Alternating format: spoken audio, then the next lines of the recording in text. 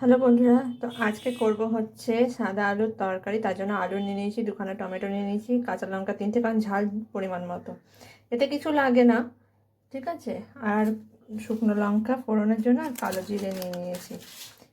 আর আজকে তোমাদেরকে দেখাবো হচ্ছে আমি মটর ডালের কচুরি করে। তো মটর ডালটা নিয়ে নিয়েছি শুকনো, এটাকে একটু ভিজিয়ে রাখবো। তো এর মধ্যে এক কুচি আদা, আমি একটা লঙ্কা আর ডালটা পেস্ট করে নেব।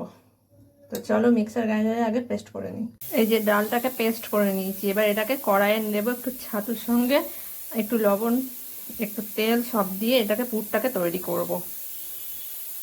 তো এই যে পুরটা তৈরি করছি, সরি তোমাদের দেখতে একটু এরকম হবে। এর মধ্যে ডালটা দিয়ে দিয়েছি, ছাতু দিয়ে দিয়েছি, লবণ দিয়ে দিয়েছি। এবার পুরটাকে তৈরি করবো। অনেকে হিং দেয়, কিন্তু আমার মেয়ে হিং পছন্দ করে না, আর আমার হিঙে অ্যালার্জি আছে বলে দিইনি। তো অনেকে ধনেপাতা কুচিও দিতে পারো, খেতে খুব ভালো লাগে। তো পুরটাকে আমি তৈরি করে নিই, কারণ কারেন্ট চলে গেছে বলে অন্ধকার দেখাচ্ছে। চলো পুরটা তৈরি করে নিই। তো এই যে ময়দা আর আটা মিলিয়ে নিয়ে নিয়েছি। এর মধ্যে নিয়েছি হচ্ছে সাদা তেল, চিনি, লবণ।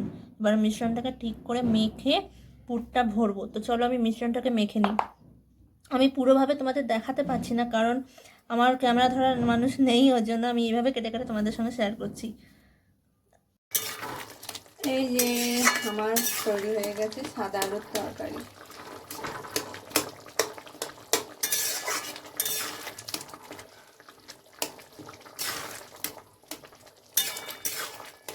তরকারি অনেকে ঝোল ঝোল রাখে, আমি একটু মেরে নেব। তো এই যে আটা ময়দাটাকে মেখে নিচ্ছি, তারপরে পুর করে ওটা ভরবো।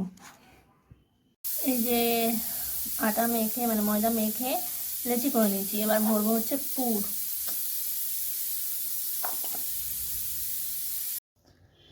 তো এই যে পুরটা ভরে নিচ্ছি।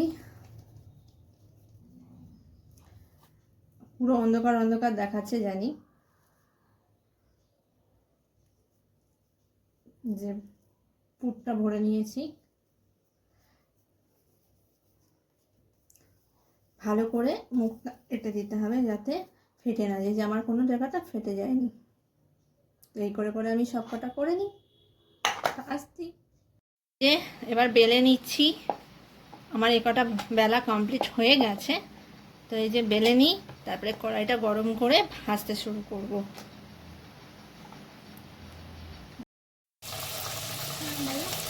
এই যে গরম গরম মটর ডালের কচুরি করে নিচ্ছি, দিয়ে দিয়েছি। এই যে গরম গরম মটর ডালের কচুরি কমপ্লিট হয়ে গেছে। সাদা আলুর তরকারি দিয়ে দিলাম মেয়েকে খেতে। তোমরা যদি খেতে চাও কমপ্লিট, তো চলে এসো।